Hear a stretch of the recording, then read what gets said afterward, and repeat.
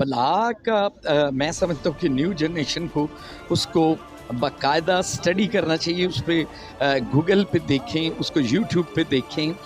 Karbala का मार्का जो है वो कोई लड़ाई का नहीं था, वो हक और बातिल का था। भाइयों, खुलूस वाली मजलिस मातमदारी करो, रश वाली नहीं। इमाम ज़माना खुलूस वाली मजलिस चाहते हैं। जी नाज़रीन, हमारे साथ इस वक्त सीनियर एंकर ईमान मान साहब मौजूद हैं। हम इनसे बात करते हैं। जी अस्सलाम वालेकुम। जी वालेकुम जी, बासित भाई कैसे हैं आप? सर बहुत शुक्रिया आपके वक्त का। क्या कहना चाहेंगे सबसे पहले आज 8 मुहर्रमुल हराम की मुनासबत से क्या कहना चाहेंगे? जी, आज 8 मुहर्रमुल हराम है और आज का दिन जो मंसूब होता है मौला गाज़ी अब्बास के वफ़ा के शहनशाह भी वो कहलवाते हैं, वफ़ा के पैकर भी हैं। उनके बाद जो वफ़ा है उस वाला वो जो एक लफ्ज़ है ना, वो समझ लें कि डिक्शनरी से ख़त्म हो गया है। उनके बाद वफ़ा ही ख़त्म हो गई है और वो एक कायनात में ऐसी वफ़ा कर छोड़ी है जब भी कोई अपने कुनबे के साथ कर नहीं सकता।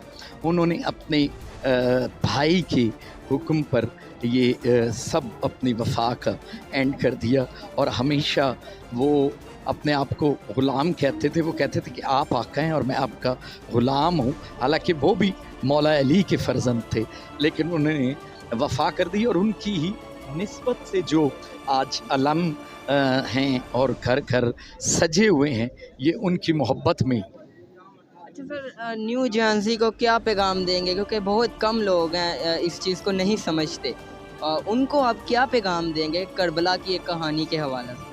अच्छा, करबला का मैं समझता हूँ कि न्यू जनरेशन को उसको बाकायदा स्टडी करना चाहिए। उस पर गूगल पे देखें, उसको यूट्यूब पे देखें। करबला का मार्का जो है वो कोई लड़ाई का नहीं था, वो हक और बातिल का था।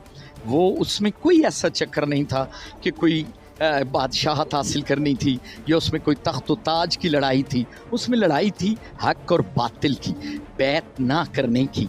एक तरफ बातिल था और एक तरफ हक था। मौला हुसैन हक पे थे और यजीद अपनी जो बातिल सिफ्त चीज़ें थी वो लागू करना चाहता था। मौला हुसैन ने ये साबित कर दिया कि जो अहले बैत है और उसका कुनबा है, जो नबी करीम सल्लल्लाहु अलैहि वसल्लम की औलाद है, वो हमेशा हक पे रहेगी और सच का पैगाम, हक का पैगाम।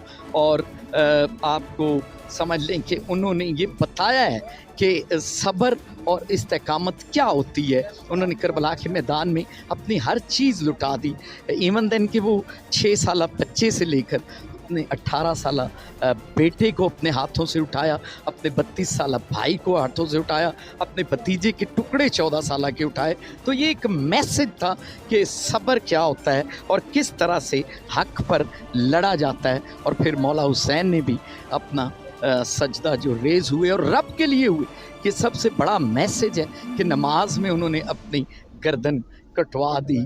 और आज जो ये चीज़ें देख रहे हैं, ये मस्जिद आबाद हैं, ये सब चीज़ें चल रही हैं, ये हुसैन के इनकार की वजह से थी और हुसैन क्योंकि हक पे थे और बातिल हार गए। पैगाम देना चाहें कोई आज इस हवाले से? इस हवाले से पैगाम यही है कि मेरी न्यू जनरेशन से ये अपील भी है कि हम जो मौला हुसैन की तालीमात हैं, मौला अली की तालीमात हैं। मौला अली की ज़िंदगी के बारे में इतना सा कहूँगा कि मौला अली की जो ज़िंदगी थी वो नबी की ज़िंदगी थी, और जो नबी की ज़िंदगी थी वो अली की ज़िंदगी थी। कभी मौला अली अपनी नमाज को कज़ा भी नहीं करते थे। तो हमें चाहिए न्यू जनरेशन को कि हम नमाज और इस चीज़ का भी पाबंद रहें। बहुत शुक्रिया। जी नाज़रीन, आज 8 मुहर्रमुल हराम की मुनासबत से ये जो एक बयान था ये सीनियर एंकर ईमान मान साहब ने आपको दिया, तो इस हवाले से जुलूस की बरामदगी भी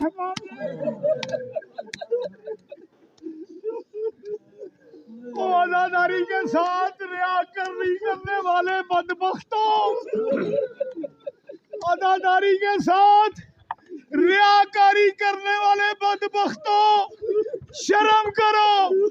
कल को जनाबे ज़हरा को मुंह दिखाना है। और भाइयों, ज़ियारत वारसा में अल्लाह ताला ने तीन किस्म के लोगों पे लानतें डाली हैं। एक वो जिसने कत्ल किया, एक वो जिसने सहूलतकारी की, मदद की, और तीसरा वो जो खामोश रहा। मैं इन बानियों से कहता हूँ कि ये जो ताजराने खूने हुसैन इमाम हुसैन का खून बेचते हैं, तुम कैसे यजीदी सिफ्त लोग हो जो इनसे इतने पैसों के इवज इमाम हुसैन का खून खरीदते हो? शर्म करो बानियों, शर्म करो। अगर शोहरत चाहिए तो किसी और जगह चले जाओ, यहाँ पे मजलूमियत है। ओ भाइयों, खलूस वाली मजलिस मातमदारी करो, रश वाली नहीं। इमाम ज़माना खलूस वाली मजलिस चाहते हैं। मैंने एक बुजुर्ग से सुना, वो कहता है बीबी जिस मजलिस में आप आती है मैं वहां मजलिस पढ़ना चाहता हूँ। बीबी ने कहा फलां गाँव में एक औरत के घर मजलिस है, मैं वहां आऊंगी, तुम पढ़ो। वो वहां गया, 4 आदमी थे और पर्दे में एक औरत थी। जब उस आलम ने नमाज पढ़ी तो बाद में औरत से कहता है, पर्दे में एक औरत थी, मुझे 2 औरतों के रोने की आवाज आ रही थी, वो थी सैयदा।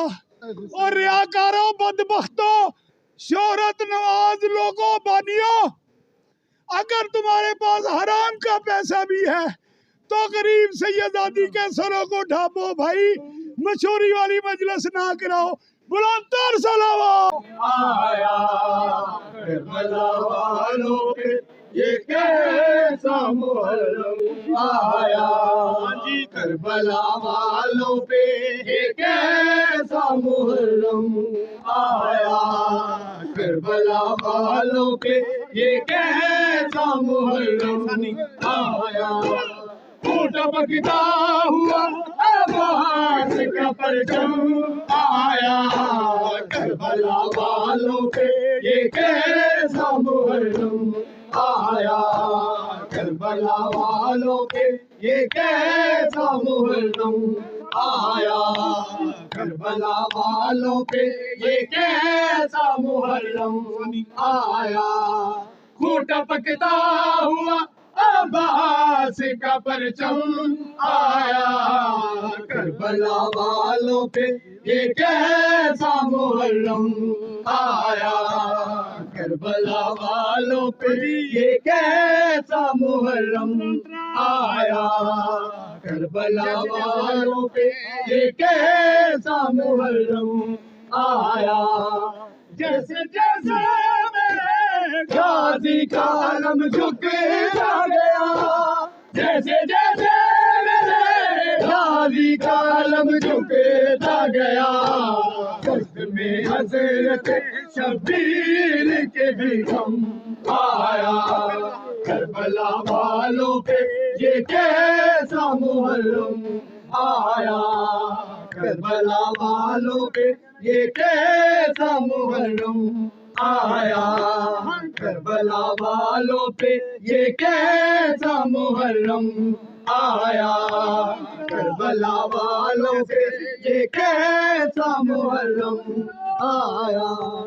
जैसे जैसे मेरे गाजी का आलम झुकता गया, जैसे जैसे मेरे गाजी का आलम झुकता गया, में हजरत शबीर के भी गम आया, करबला वालों पे ये कैसा मुहर्रम आया। आप लोगों को दिखाई तो अपने मेज़बान को दें इजाज़त, फिर नेक्स्ट व्लॉग में मुलाकात होगी। अल्लाह निगहबान, पाकिस्तान जिंदाबाद।